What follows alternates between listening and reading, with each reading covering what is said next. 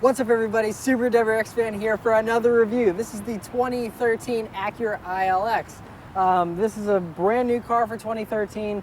It's a really interesting idea. This is based on the Honda Civic, and they've just basically, spiced it up a little bit, made it a little bit fancier, put a little bit higher price tag on it, but for what you get, it's not a bad deal. So this starts off in the high $26,000 range, and this one fully loaded, this has the tech package and everything else. This one's going for around $32,000. And so yeah, as far as the looks of the car are concerned, it's an Acura. It's supposed to be a luxurious commuter car. This isn't a sports car. So, it looks good. You have this elegant front end. I really like the Acura grills. A lot of people don't like them. I do. I really think they look nice. I have no complaints about the looks of this car. It doesn't stand out, but it's not bad looking either. So the back end of this car, again, it's, pretty basic, just elegant, conservative styling. Nothing too crazy with this car on the back end. It's got a short deck lid, which is uncommon for luxury cars. Short little deck lid, bumper doesn't stick out a whole lot. So it's an interesting back end. It, doesn't look as good as the other Acuras, but again, you have to remember this is based on a Civic, and for what it is, it's nice looking. Like I said, it's not bad. I don't have any complaints, but it doesn't wow me either. So the first thing about this car that I noticed when I got in it was it's really spacious in here, actually. I was expecting Honda Civic size interior where I'm, cramped and kind of don't have a whole lot of room, but this feels like I'm in a TL right now. It's really, the dash is very, very similar. The way everything's laid out, it's very, very Acura. You can't tell at all this is based on a Honda Civic, which is good. I was worried that it would feel kind of cheap in here, and it really doesn't. You have, this wonderful Acura steering wheel, all the buttons you get on the normal Acura. This has the tech package, so this one is fully loaded, like 32 grand for this one. So you have all the goodies you get in any other Acura. You have, the surround sound system that's Dolby certified. You have, all the buttons and all the bells and whistles and gizmos. The huge screen that this has, straight out of a TL. So really, this interior is very TL. It's a really nice interior. It's spacious, roomy.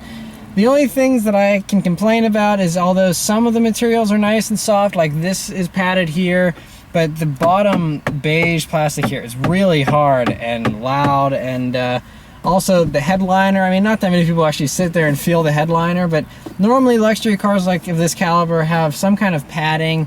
This is pretty tough stuff. You don't have a sunglass holder up here or anything like that either. So a few little things here, just remind you, I guess, that you're not in a TL. This is, an ILX. But, I can't complain. It's still a very nice package for the money on the interior here, and it's a fine place to spend time. You have your storage compartments here. It's deep enough to hold stuff. You have bottle holders over here. Nice little touches like the red engine start button. Things like that are kind of cool. The gauges are very clean and crisp. I really like the design on the gauges. They look really good. You have these paddle shifters on the steering wheel. So the seats in this car are pretty nice too. They're leather trim. So this is real leather. Normally in a Mercedes of this class, you'd get pleather seats or something like that. This actually has real leather seats. It's very nice and soft, supple leather. The seats, obviously, this is an Acura, so the seats don't really hold you too well. But again, this is a luxury car. This is a commuter. I'm not expecting sports seats. And so for what they are, they're comfortable. They hold you in place okay. As long as you're not going around corners at really fast speeds, you're fine. Yeah, the interior is a really nice place to spend time. I really like it a lot. So let's take it for a drive and see how it goes.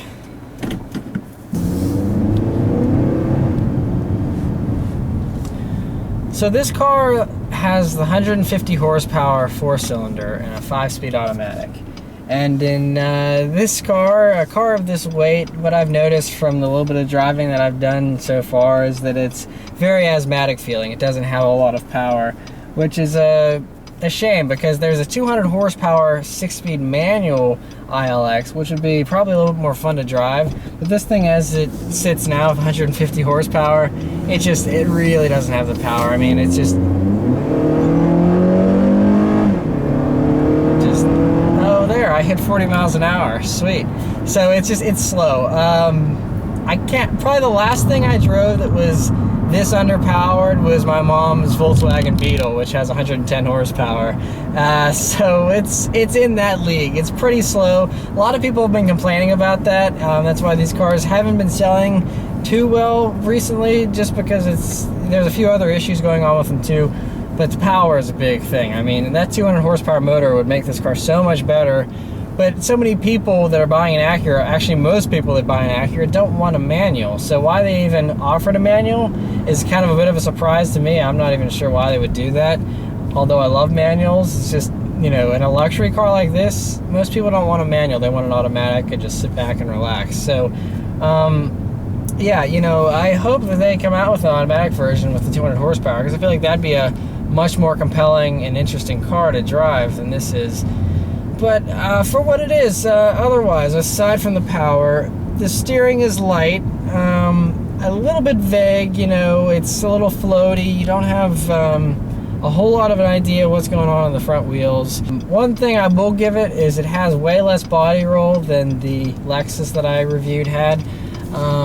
So that's something nice, you know, but the one thing also, whenever you're on rough roads in this car, is that it doesn't soak up bumps very well. I almost feel like they have the same exact suspension in this car that they have in the Civic. I don't know if they've done a whole lot of improvements or what, but you know, spring rate and everything like that, it's a pretty firm ride. Again, I don't know if they're trying to play this off as a sporty luxury car or what, but it doesn't have a nice enough ride to be considered a luxury car in my opinion, and it's not sporty enough with the underpowered engine to be considered an actual, you know, sports sedan, and it's front wheel drive as well, which doesn't help things.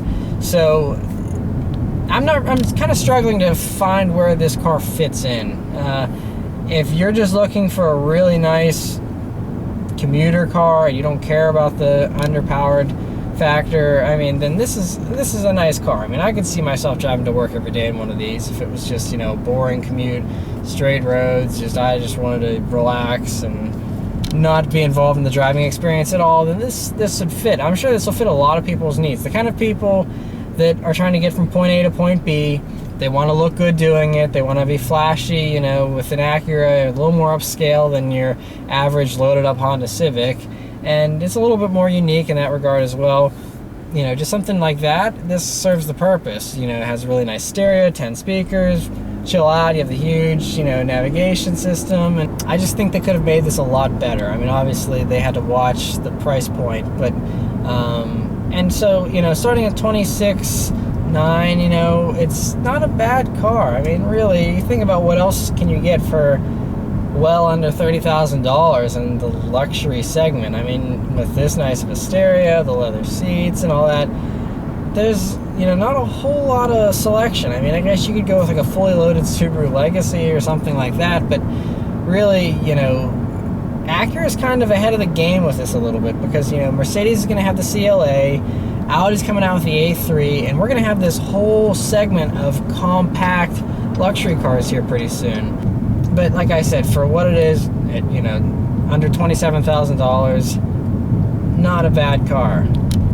I'm, you know, the sporty kind of guy. I like aggressive, sporty, fast cars, something that's at least exciting, like the BRZ. Even though that's slow, it's fun at least.